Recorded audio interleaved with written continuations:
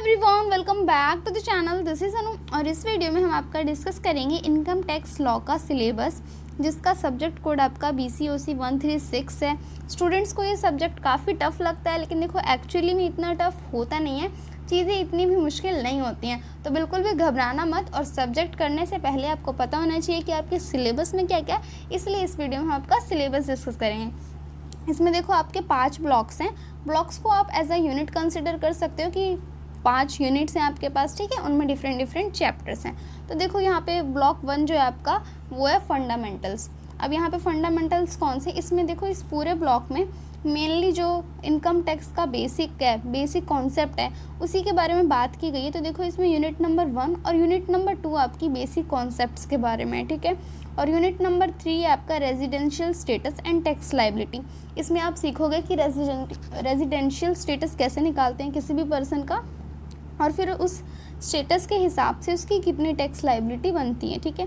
और फोर्थ है आपका, इसमें फोर्थ यूनिट जो है वो है एग्जेम्प्टेड इनकम्स। कौन कौन सी इनकम्स को एग्जेम्प्टेड इनकम में रखा गया है इस यूनिट में, वो है, ठीक है। अब आता है आपका ब्लॉक नंबर 2, ये पूरा सैलरीज के बारे में। इनकम के देखो 5 हेड्स होते हैं, उन्हीं में से एक हेड ये भी है सैलरीज।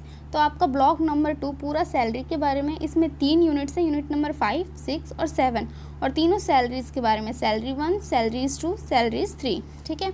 अब आता है आपका ब्लॉक नंबर 3, ये आपका income from house property and profits and gains of business और प्रोफेशन, ठीक है। इसमें आपका 4 यूनिट्स हैं, यूनिट नंबर 8, 9, 10 और 11, ठीक है।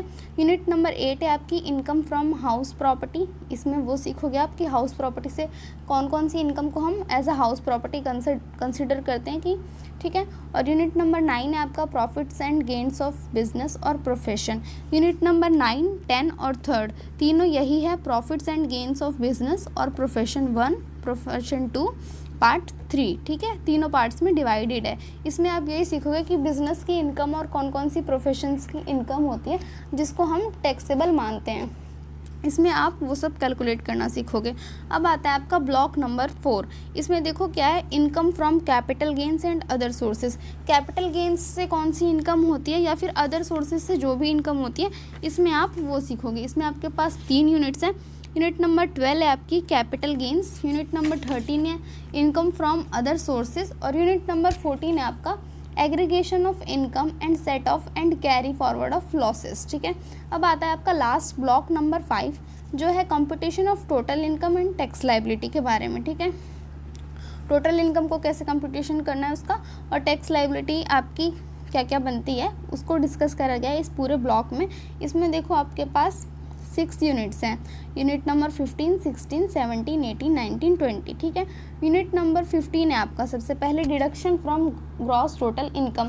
देखो सारी इनकम टैक्सेबल नहीं होती, उसमें से कुछ मतलब आपको डिडक्शन मिलती है। वहाँ पे आपको ना ये होता है कि देखो अब इनकम के साथ एक्सपेंसेस भी होती है, तो कुछ डिडक्शंस मिल जाती हैं, ये उसके बारे में। अब आता है आपका यूनिट नंबर 16, ये है असेसमेंट ऑफ इंडिविजुअल्स। इंडिविजुअल्स को कैसे असेस किया जाता है उस बारे में है, ठीक है।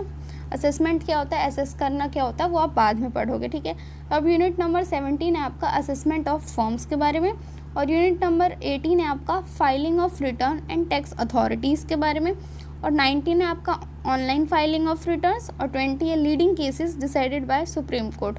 कौन कौन से लीडिंग केसेस है इनकम टैक्स लॉ के पर्सपेक्टिव से, उसके बारे में पढ़ना है आपको, ठीक है। तो ये था आपका पूरा सिलेबस। इतना कोई भी हार्ड एंड फास्ट रूल नहीं है, आप इजीली कर सकते हो। आई होप आपको वीडियो अच्छा लगा होगा। वीडियो अच्छा लगा है तो वीडियो को लाइक ज़रूर करना, और चैनल पे फर्स्ट टाइम आए हो तो चैनल को सब्सक्राइब कर दो।